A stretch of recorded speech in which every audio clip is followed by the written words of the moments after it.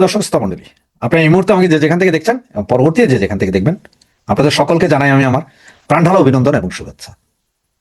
আপনারা ব্যানার এবং হেডলাইন যেটা করেছি সেটা থেকে বুঝতে পারছেন যে আওয়ামী লীগের নতুন কর্মসূচি আসছে এবং তা আসছে 11ই জানুয়ারির পর। 11ই জানুয়ারির পর অথবা 11ই জানুয়ারি, 12ই জানুয়ারি, যে কোনো মুহূর্তে জননেত্রী শেখ হাসিনা আন্দোলনের নতুন কর্মসূচি ঘোষণা করতে যাচ্ছে। আর সেটা হবে আওয়ামী লীগের ঘুরে দাঁড়ানোর মূল কাণ্ডারি। কারণ হচ্ছে আওয়ামী লীগ বিহীন নির্বাচন হবে না। আমরা বারবার বলছিলাম আওয়ামী লীগ বিহীন নির্বাচন হবে না, দেশের জনগণও বলছিল যে আওয়ামী লীগ বিহীন নির্বাচন হবে না। এরপরেও বর্তমান এই ইন্ট্রিম দখলদার গভর্নমেন্ট তারা নির্বাচন করতে যাচ্ছেন একতরফা নির্বাচন। বাংলাদেশের ইতিহাসে আজ পর্যন্ত কোনো দলকে আপনার নিষিদ্ধ রেখে নির্বাচন হয়নি। সব দলের অংশগ্রহণের নির্বাচন হয়েছে। হ্যাঁ, কখনো কখনো অনেক দল আপনার নির্বাচন করেনি, বয়কট করেছে, কিন্তু আওয়ামী লীগ কখনো বয়কট করেনি এবং আওয়ামী লীগ এখনো বলছে যে তারা বয়কট করে না, তারা নির্বাচনে বিশ্বাসী। আওয়ামী লীগ নির্বাচনে বিশ্বাসী এবং সেই নির্বাচন আওয়ামী লীগকে নিয়েই করতে হবে। আর আওয়ামী লীগকে না নিয়ে করলে কি অবস্থা হতে পারে বা কি হবে, এবং বিএনপি জামাত এই মুহূর্তে আওয়ামী লীগ নেতাকর্মী এবং সনাতনী ভাই বোনদেরকে কিভাবে হুমকি ধমকি দিচ্ছে, আপনারা জাস্ট এই ভিডিওটি দেখুন। এই ভিডিওটি দেখলেই বুঝতে পারবেন কেমন এবং তাদের চরিত্রটা কি। আমি স্পষ্ট ভাবে বলতে চাই, যদি আওয়ামী লীগের কেউ থাকেন এবং সনাতনী ধর্মের যারা রয়েছেন, আগামীতে যদি ধানের শীষে ভোট দিয়ে আপনারা যদি বিএনপি কে এই দেশ পরিচালনার সুযোগ না দেন, আমি জিন্না পবিত্র বাড়িতে দাঁড়িয়ে বলে যাচ্ছি, আপনারা কেউ এই বাংলার মাটিতে বসবাস করতে পারবেন না। এই বাংলার কোনো স্বাধীনতা থাকবে না। আপনার ভিডিওটা দেখলেন, যদি বিএনপি কে আওয়ামী লীগ এবং সনাতনীরা ভোট দিয়ে দেশ শাসনের পরিস্থিতি সৃষ্টি না করে দেয়, তাহলে বাংলাদেশে আওয়ামী লীগ এবং সনাতনী কেউ থাকতে পারবে না।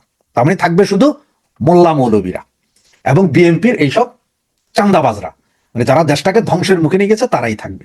এটাই তো এই বক্তব্য যে উনি জিন্নার পবিত্র বাড়ি থেকে ঘোষণা দিচ্ছেন যে যদি বিএনপি কে ক্ষমতা দেওয়া না হয় তাহলে আওয়ামী লীগ বা সনাতনী কেউ থাকতে পারবেন না। বর্তমানে 1 কোটির উপরে সনাতনী আছেন, আপনাদের সবাইকে জবাই করে দেওয়া হবে। আওয়ামী লীগ নেতাকর্মী আছেন, আপনাদের আর কি করবে, যা করার তো করছেই অলরেডি।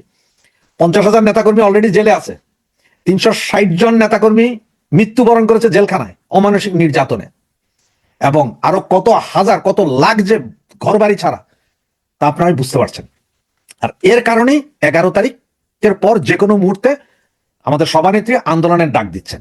11 তারিখ অবশ্য মার্কিন অ্যাম্বাসেডার, নতুন মার্কিন অ্যাম্বাসেডার আসবেন, যিনি প্রচন্ড চায়না বিরোধী, উনি আসছেন, ডিপ স্টেটের লোক। এরপরে কি কি হবে তা আমরা এখনো জানি না। এদিকে তো সারা দেশের ম্যাক্সিমাম বন্দর, পোর্ট, বিমানবন্দর, নৌবন্দর সবই অলরেডি বিক্রি হয়ে গেছে, আর কিছু বাকিও নেই। আর এই দেশ রক্ষা করার জন্য, এই দেশের জনগণের ভোট এবং ভাতের অধিকার রক্ষার জন্য আমাদের সভানেত্রী জননেত্রী শেখ হাসিনা 11 তারিখের পর যে কোনো সময় বৃহৎ আন্দোলনের ডাক দিবেন।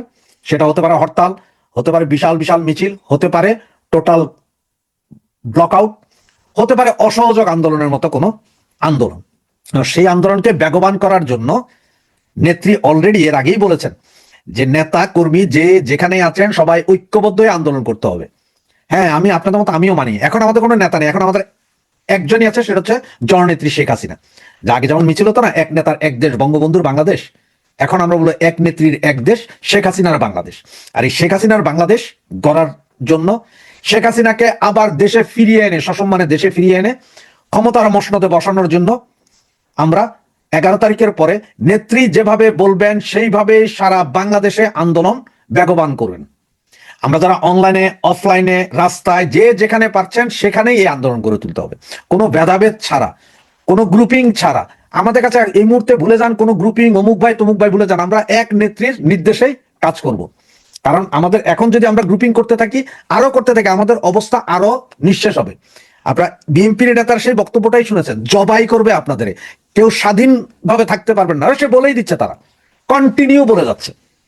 সুতরাং এই হায়নাদেরকে দমানোর জন্যই 11 তারিখের পর যে কোনো মুহূর্তে নেত্রী যে আন্দোলনের ডাক দিবেন, সেই আন্দোলনকে আমাদের সফল করতে হবে। জয় বাংলা, জয় বঙ্গবন্ধু।